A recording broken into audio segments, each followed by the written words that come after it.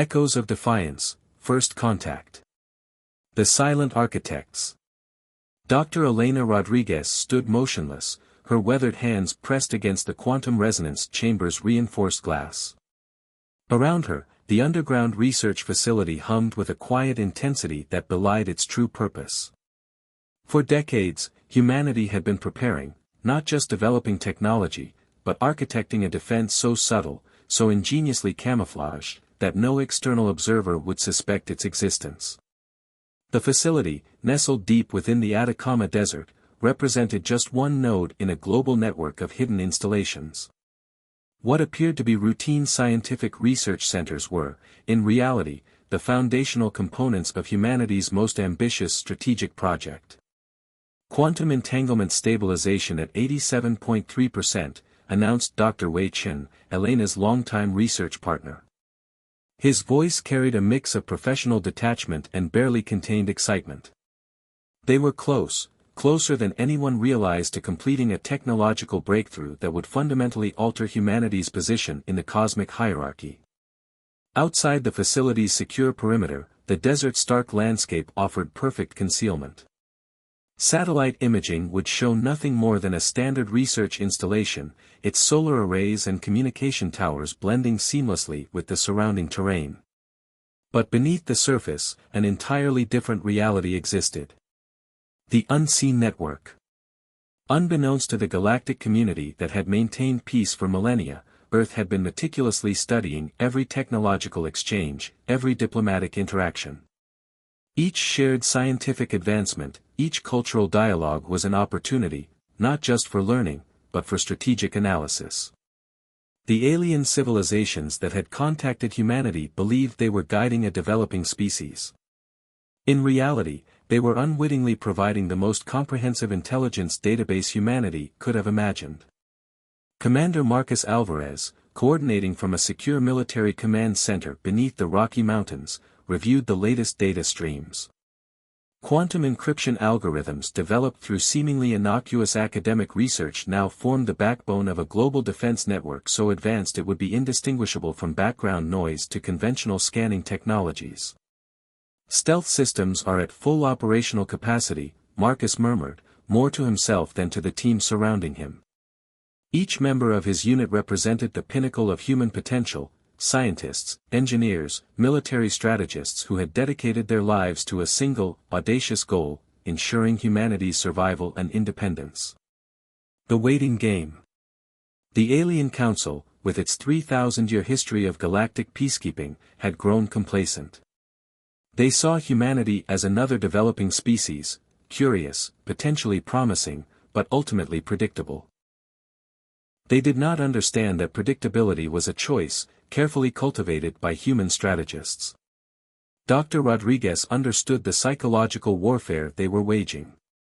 By appearing technologically naive, by seeming to eagerly accept technological gifts from more advanced civilizations, humanity was collecting far more than it was receiving.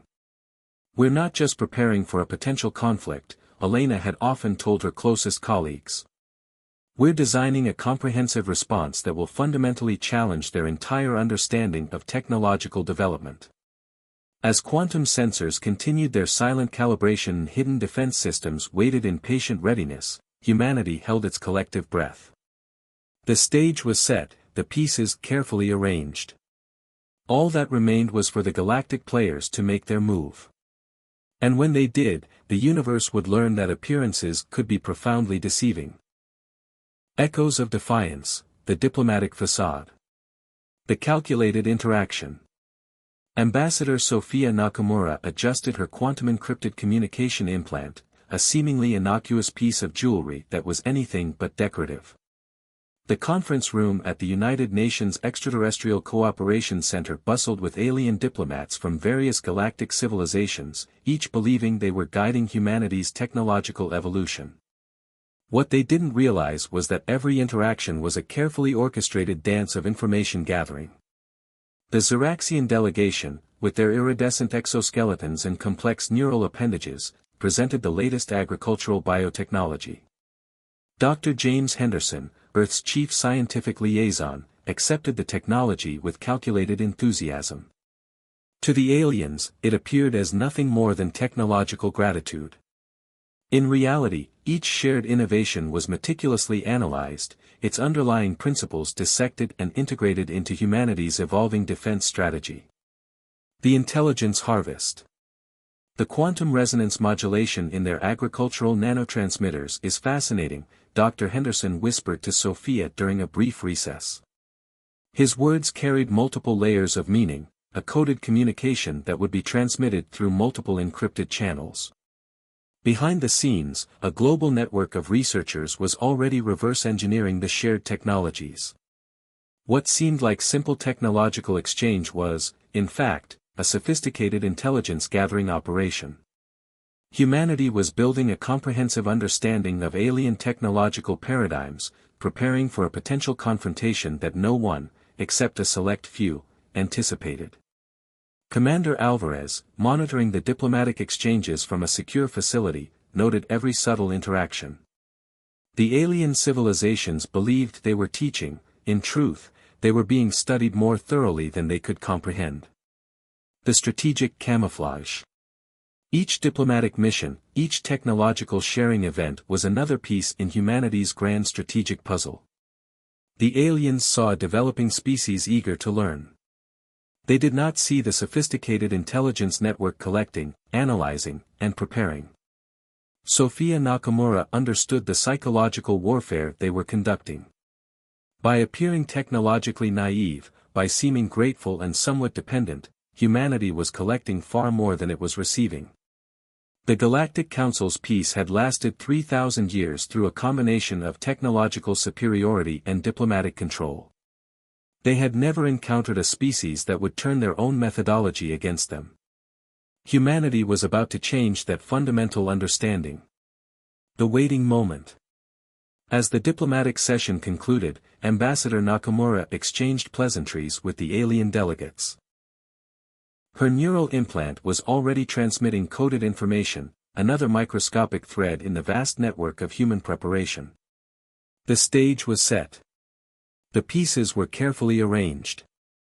All that remained was for the galactic players to make their next move. And when they did, the universe would discover that humanity was nothing like they assumed. The provocation. The ultimatum. High Counselor Nixera of the Galactic Integration Bureau stood imposingly in the United Nations General Assembly Hall. Their crystalline form pulsed with an intimidating bioluminescence, a display meant to invoke fear and submission among less advanced species.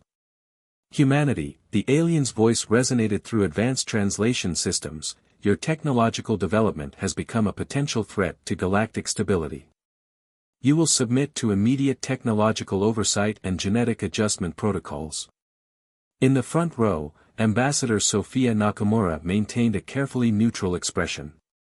Years of preparation had led to this moment. The calculated response. Behind the scenes, a global network of hidden defense installations hummed with quiet anticipation. What appeared to be routine research centers, agricultural monitoring stations, and communication arrays were, in reality, an intricate web of advanced defensive technology. Dr. Elena Rodriguez, watching from a secure monitoring station, allowed herself a momentary smile. The aliens had no idea how thoroughly they had been studied, how meticulously their own technological paradigms had been analyzed and prepared for.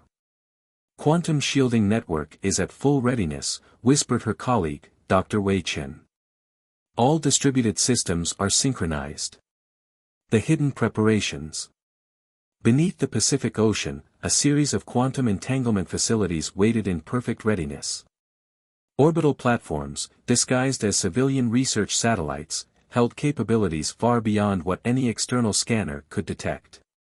Underground facilities in the Atacama Desert, the Rocky Mountains, and Siberian research complexes represented just a fraction of humanity's true defensive infrastructure. Commander Marcus Alvarez reviewed the final preparatory protocols. Every technological exchange, every diplomatic interaction over the past decades had been a carefully orchestrated intelligence-gathering operation. The Galactic Council believed they were dealing with a developing species. They were about to learn how profoundly wrong they were. The point of no return. "We respectfully decline your demands." Ambassador Nakamura's response was calm, measured. To the alien delegation, it might have seemed like a futile gesture of resistance. In reality, it was the signal for a meticulously planned counteraction that would reshape galactic understanding forever. As the alien delegation processed the response, humanity held its collective breath. The first move had been made. The true test was about to begin. The unexpected counterattack. The initial assault. The Galactic Council's fleet emerged from hyperspace, their massive ships casting ominous shadows across Earth's orbital zone. Hundreds of vessels, each representing millennia of technological superiority, prepared to demonstrate their overwhelming power. High Counselor Nixera watched with cold calculation, expecting humanity's defenses to crumble within moments.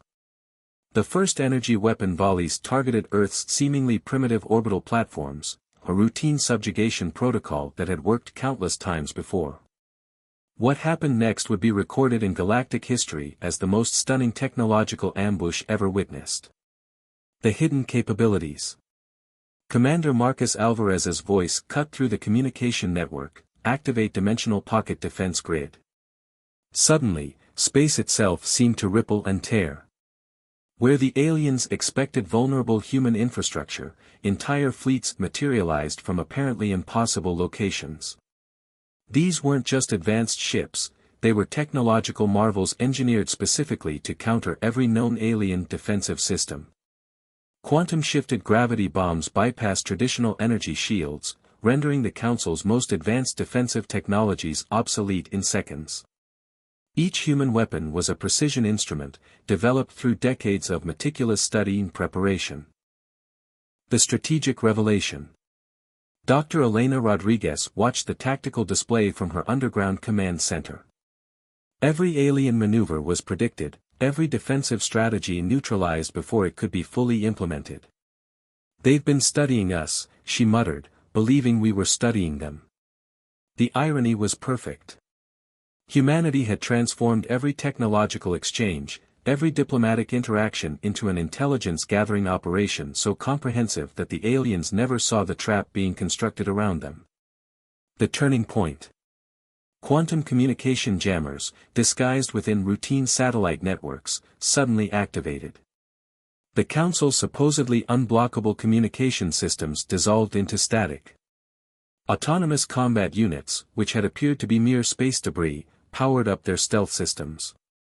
Ambassador Sophia Nakamura's final transmission to the Council was simple and devastating: "We are not what you believed us to be." As the battle unfolded, it became clear that humanity's true strength wasn't just in technology, it was in their ability to transform limitation into opportunity, to turn perceived weakness into an unprecedented strategic advantage. Aftermath and galactic implications. The cosmic paradigm shift. In the aftermath of the conflict, the universe witnessed something unprecedented. The Galactic Council, an institution that had maintained peace for 3 millennia, found itself fundamentally challenged by a species they had grossly underestimated. Humanity had not just defended itself. It had redefined the very concept of technological preparedness. The psychological transformation. Dr. Elena Rodriguez delivered a landmark address to the United Nations Extraterrestrial Relations Committee. Her words would echo through diplomatic channels for generations. "We were never victims waiting to be protected. We were architects of our own destiny, turning every limitation into an opportunity, every perceived weakness into strategic strength." The global human population, which had been quietly aware of the potential conflict, now stood united, not in triumph, but in a profound understanding of collective resilience. The new galactic dynamic. The Galactic Council's response was unprecedented. Instead of retaliation, they requested diplomatic negotiations. Humanity had demonstrated not just technological superiority, but a level of strategic thinking that challenged fundamental assumptions about technological development and interstellar relations. Commander Marcus Alvarez understood the deeper significance. This wasn't just a military victory, it was a fundamental reimagining of how emerging civilizations could interact with more established galactic powers. The philosophical moment. Ambassador Sophia Nakamura, in her historic post-conflict interview, captured the essence of humanity's approach: we didn't seek conflict. We prepared for it. There's a difference. The universe had learned a critical lesson. Humanity would not be defined by external expectations. They would define themselves. As the dust settled and new diplomatic protocols were established, one thing became crystal clear. Humanity had arrived on the galactic stage, not as a supplicant, but as an equal. And they had done so by being precisely what no one expected them to be: